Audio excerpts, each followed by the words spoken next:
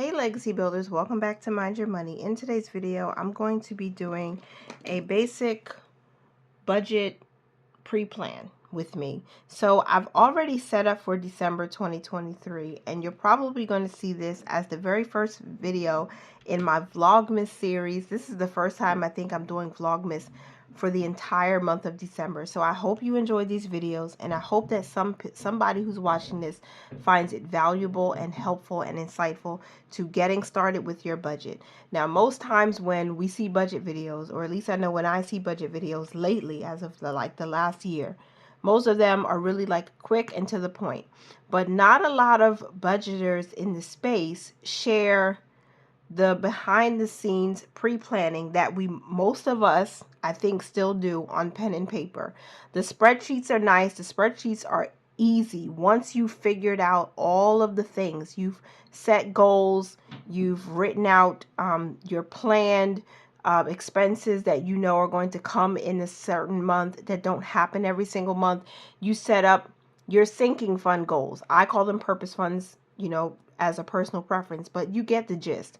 All of those things need to happen behind the scenes before it hits the beautiful planner or the beautiful spreadsheet.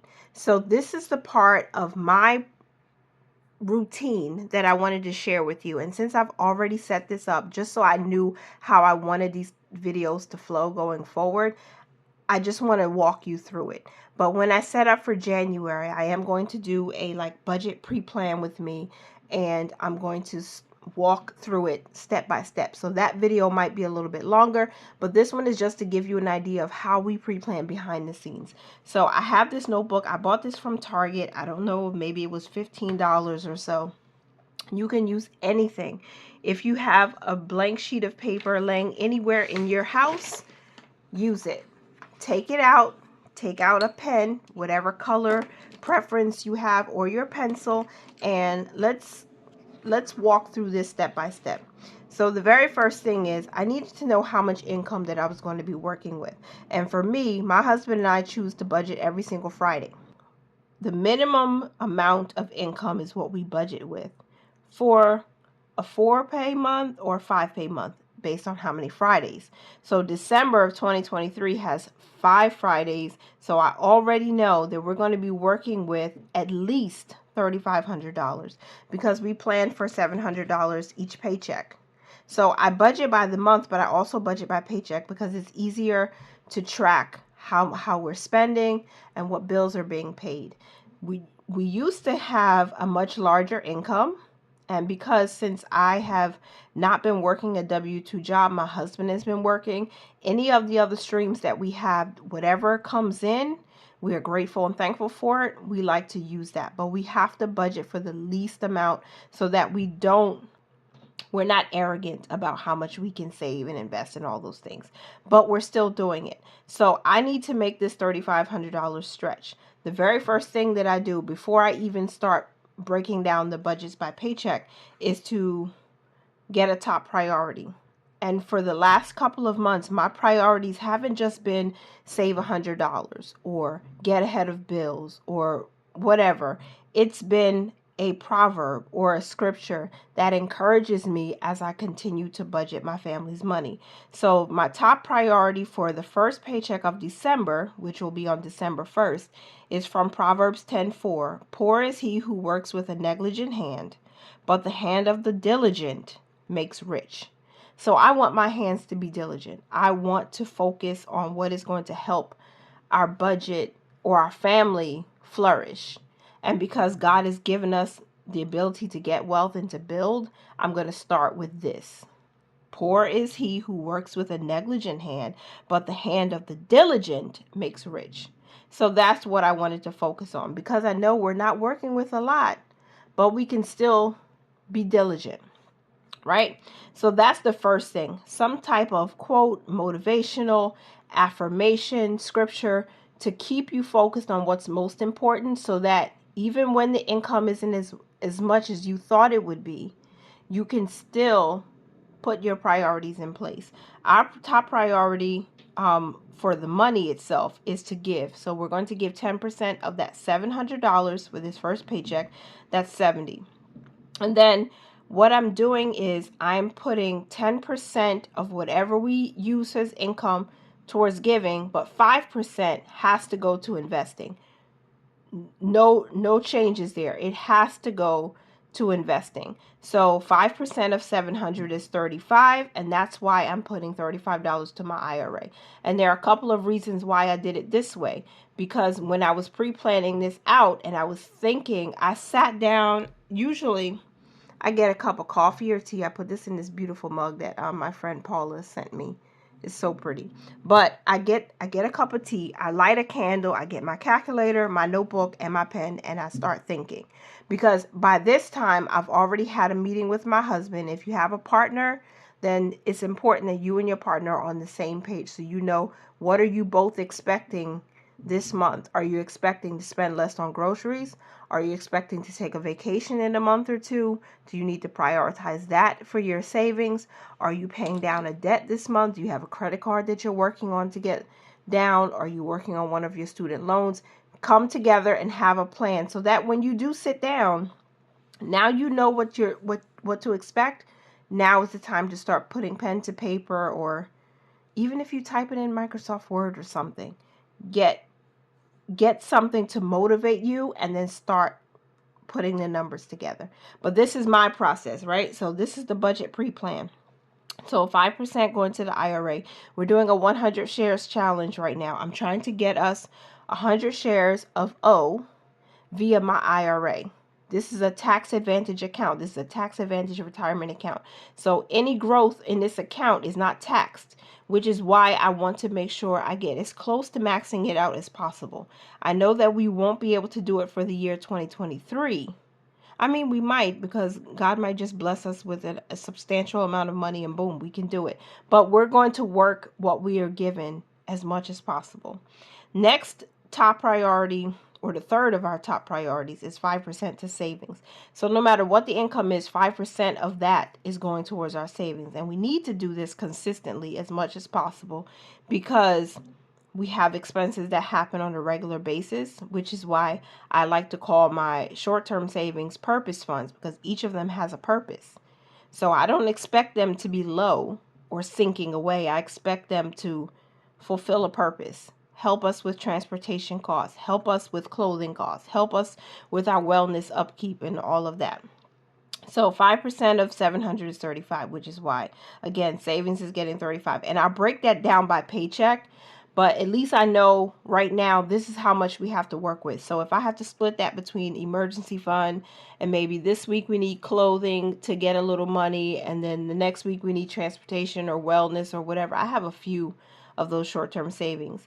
But this is the gist. $35 has to be saved at minimum. And these are the top three that will not change. Every single week, 10 to giving, 5 to investing, 5 to saving. So that after that, I know I have to take care of bills. I have to take care of, pulling out cash, because I've committed to doing certain savings challenges, and I know which ones I'm doing in December. I'm going to show you which ones I'm actually doing and starting so that you can follow along with me. The top challenges that I'm going to be working on this month is the life of a pig who wants to save but loves to spend. This was given to me actually as a gift, and I shared it on my third channel, Tasha's Money and Stuff. So I'm going to be doing this challenge here called Find the Golden Egg, and I need cash for that. Why? Because it's fun and it's motivating. It's something that can help keep me motivated. I said that already, but motivated on my journey towards saving. And cash savings challenges are a whole lot of fun. It takes also the monotony out of saving money. The next one that I'm doing is the 100 envelope challenge, and that looks like this. I purchased this envelope challenge from Coco Chic Living on Etsy, and I'll link her down below. But this is another one. This is another reason why I need to make sure I have enough cash that I'm pulling out each week. So we plan to pull out $200 cash in the first week. And why? Because these goals are serious. Now we have a big why for saving $10,000. We have an additional child coming that we have to raise. We have to steward her life. We have to feed her and clothe her and educate her and protect her. And it costs money. It costs lots of money, especially in that first year of life. And we're a little bit behind, based on my tracking. So I need to make sure that we can save money and do it in a fun and exciting way, which is why I love being on this space in YouTube, the budgeting saving space, because we get a lot of encouragement here. And that's what we need to stay focused on the journey. We need accountability. We need consistency. We need friendship. And I found all three of those things right here in this YouTube space. So thank you from my heart. So I've already planned out what this cash is going to do, because I looked at the challenge, and thanks to my friend Melissa at Budget Stuff Save Repeat, she was doing her 100 envelope challenge, and she started from the larger numbers and worked her way down. That's what I'm going to do, because I want to kickstart this 2024 with the largest numbers, so that after the baby does come and life's, more life things are happening, at least I'm not trying to pull the larger numbers then, because I've already started with the largest numbers that there are. And so since December is a 5-pay month, I'll be able to save a little bit at a time. Now I have my piggy bank, and this is the piggy bank that I'm using to save dollar bills whenever I get extra money and coins in. And this is where I want to put any extra dollars that I have, because every dollar matters, right? So I decided I'm going to pull out $200 in cash that first week of December. The piggy bank will get $2 unless I decide to continue with this $25 mini savings challenge that I have from Snow Gardener 307. I'll be using that one too, because again, it's just an additional way to save. It makes it fun. It takes the monotony out of dealing with all the numbers. And then for the 10K save, $198. So I can reallocate this if I don't decide not to put it in the piggy bank, or maybe I put $1 towards this challenge and $1 towards the piggy bank. I could always do that, but this is how I broke it down. And then the next thing is, we know rent. Rent is $1,500 per month. How much is that going to equate to each week if I have 5 paychecks? That's $300. So I know without a shadow of a doubt, $300 has to be put aside for the rent going into the next month. Now, there are two things that I think are really important for every budgeter, even if you're just starting out, to do. The first thing is, start putting a little aside, even if it's $1 a week or $1 every time you get paid, into an account. A high yield savings account is my suggestion, because they pay 2, 3, sometimes 4 times the national average of regular brick and mortar banks for savings. Put it into that account so that you can save for future bills, and that's your next month's bills. Try to get a month ahead as quickly as you can. And it doesn't mean, maybe you're not in a position where you can put $100 or $200 every paycheck, but put something, because if you do that consistently, let that be a part of your payday routine. $2 is going to my future bills account. I'm going to put it there, my next month's bills. Do that, so that when times come, when unexpected expenses hit you or whatever have you, at least you have your bill money already set aside. And then, of course, an emergency fund. Any financial advisor, financial specialist, financial guru will tell you you need to have at least a month's worth of expenses saved up in your emergency fund. That I agree with too, because we did that. As soon as you get a tax refund, as soon as you get, I don't know if some people, they still get child support. My oldest son is not my husband's biological son.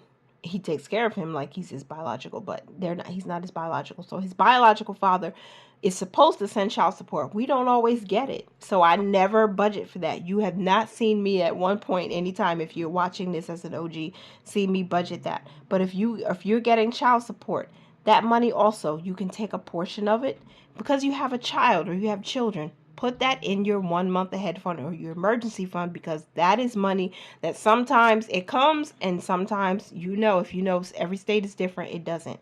So try to get ahead, try to build an emergency fund, so when you do have bills and there's a week where you just don't have it, at least you have something to fall back on.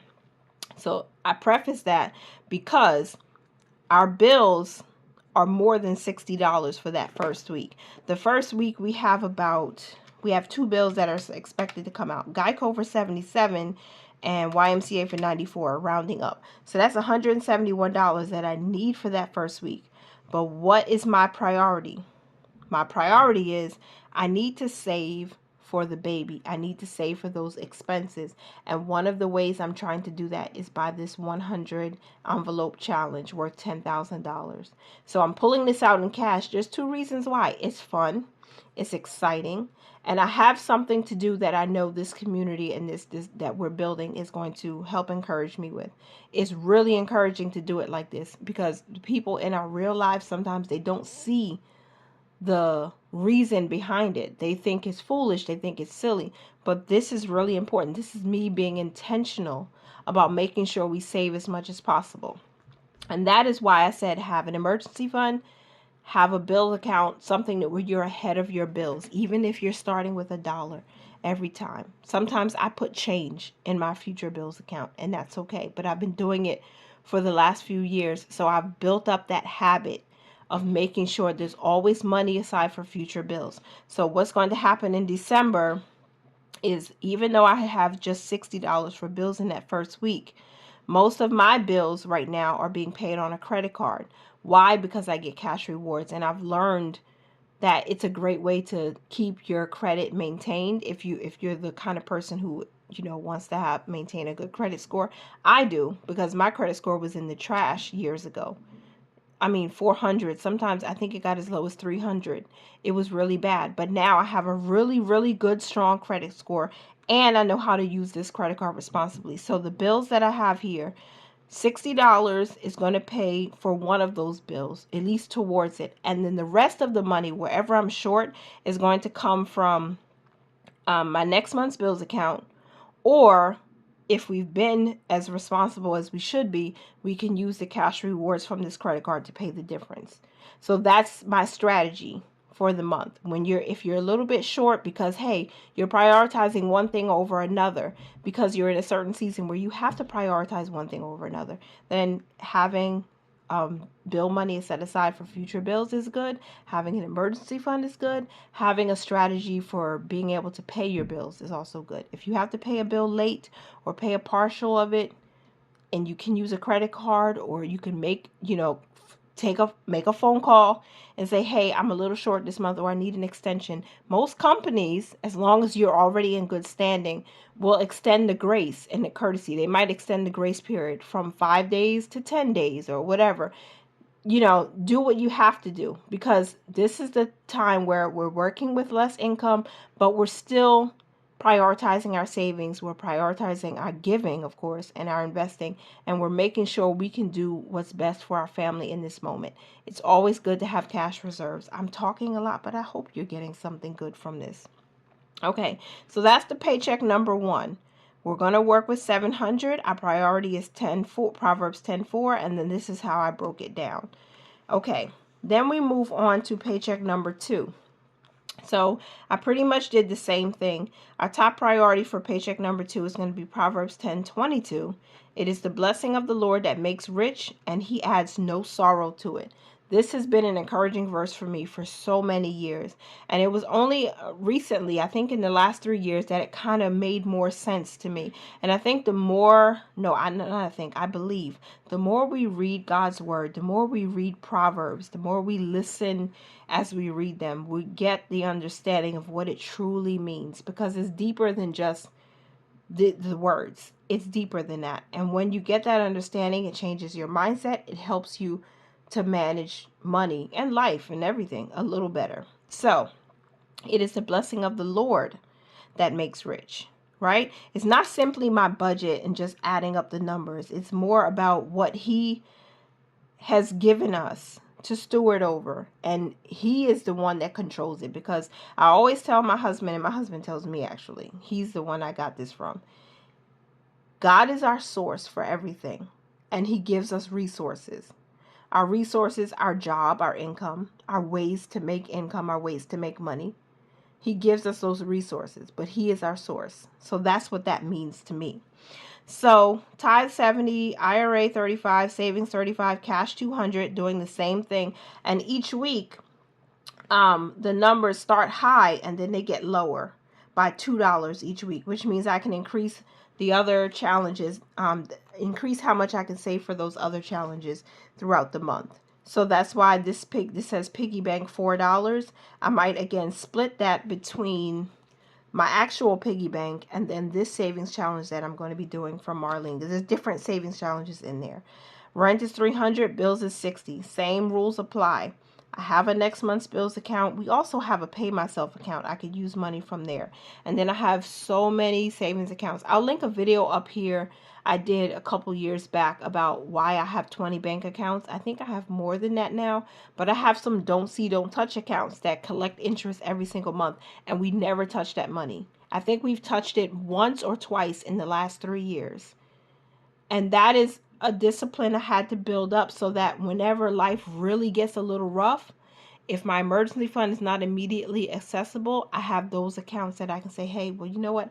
I got $200 over here. I can pull 50 or whatever. But it's not as easy because our don't see, don't touch accounts are with different institutions. And in order to transfer money from one to the next, I'd have to put in a request, and it can take up to 5 business days. So you can't drain those accounts because you just wanted to go shopping and buy perfume or jewelry or something. Like, it has to be a real serious event where I need to pull that money out. And I'll have to plan ahead in order to get it because it's not instantaneous. So this is another reason why I said saving even small amounts over time can help you build up that cushion or reserve. So whenever there's a shortage or there's a gap somewhere, you can pull from it. So bills are getting 60, which means the second bill that was due in the first week, I'll probably just pay that, and then I'll pull whatever the difference is from our next month's bills account. And then we have paycheck number 3. So with paycheck number 3, the goal is, or the top priority is, Deuteronomy 8:18, you shall remember the Lord your God, for it is he who is giving you power to make wealth. Another powerful verse for me. So tithe, investing and saving, same. Cash, the same.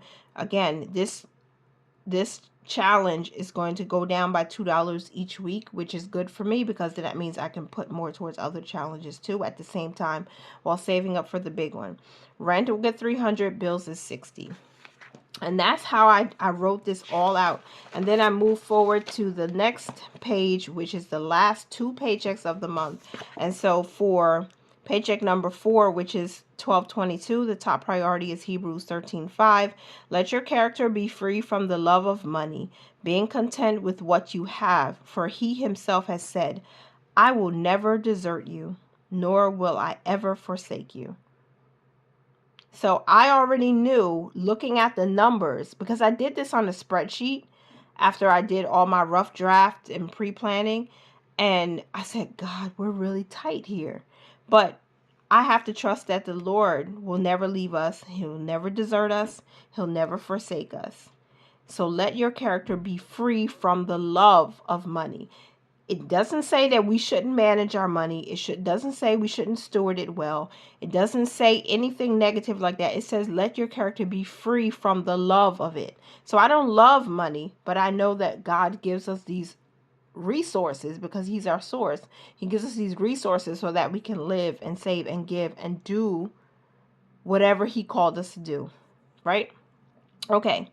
So again, it's broken down the same way. Nothing has changed. The only thing that might change by paycheck is if we have more income that comes in, then we can, of course, save more and we have more towards bills, and we can even put some money towards miscellaneous, because that is our miscellaneous account is where we pay for groceries and stuff like that. We pay back our credit card.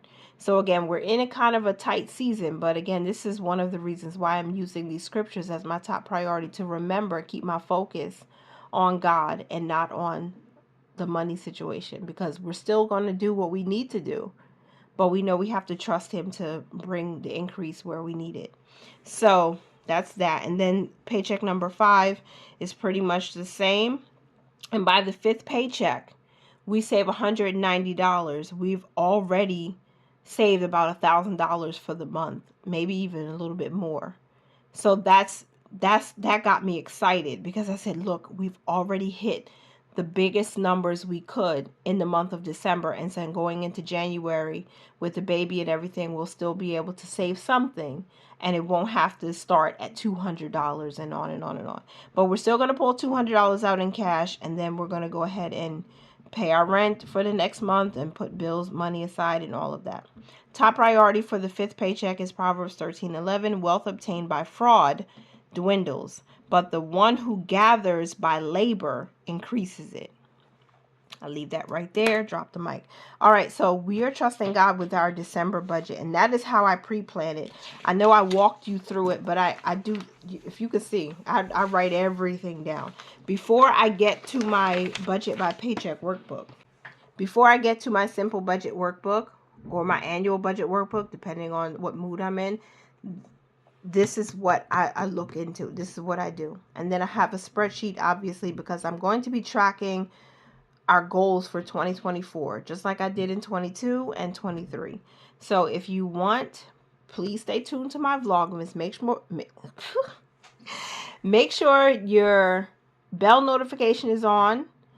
Make sure you're subscribed. I would love for you to be a subscriber, not just a viewer, because I'm going to be releasing a new video every single day in the month of December, and I'm going to walk you through my 2024 goals, as well as my spreadsheet for the budget too, so I can do the monthly budget that way and then break down the paychecks. I hope you enjoy that when I go through it, and that way you can see it digitally as well as pen and paper, because pen and paper is my jam. I love pen and paper. I will always go back to, this is where I start, and this is most times where I finish, because I use my my workbook, and I have 3 of them. So if you're interested, I'll link those down below too. But once I have my pre-plan, then I can go in, and this is November, so you would have already seen this. I don't want to spoil December just yet, because I have to do a budget reset for that. But I write goals, notes, things that I'm doing, if there's anything changes during the month, how much money I can save towards next month's bills. I write out, I create a calendar for myself, write my goals and affirmations and to-dos, break down the monthly budget is there, and then break down the budgets by paycheck. And then, I do expense tracking, because I realize if I'm not doing that, I don't know where my money is going or where it's coming from. So I have to be very diligent about that too. And as much as work this is, it doesn't take a long time. If you're really excited about getting rid of debt, becoming financially free, learning to invest, then these are the steps we have to take: tracking expenses, setting goals, all of that. And I want to be the friend that helps you and encourages you along the way. So I also have my savings funds. I track these at the end of each month. I have to start tracking my net worth again. I haven't done it in like 4 months. But this is also important to see how much assets do you own, how much liabilities do you owe. And, I like to do that. So that is it for today's video. I hope you are enjoying Vlogmas so far, and I hope that you are planning to have a debt-free Christmas, because we can do that every year. Don't feel obligated to buy gifts for people if you don't have it right now. Our kids are getting 1 gift each, and the boys are about to have a little sister, so that's a big gift that I'm going to give them, because I have to go through a lot to bring her into the world, and we praise God that she's healthy and happy, and we're all blessed. So don't feel obligated to give people gifts if you can't. Don't feel obligated to send money if you can't. Just make sure that you know the reason for the season, and that you continue to be strong and courageous. This is a good one. Joshua 1:9. And remember to mind your money, you guys. Manage it well and live your lives abundantly. Bye for now.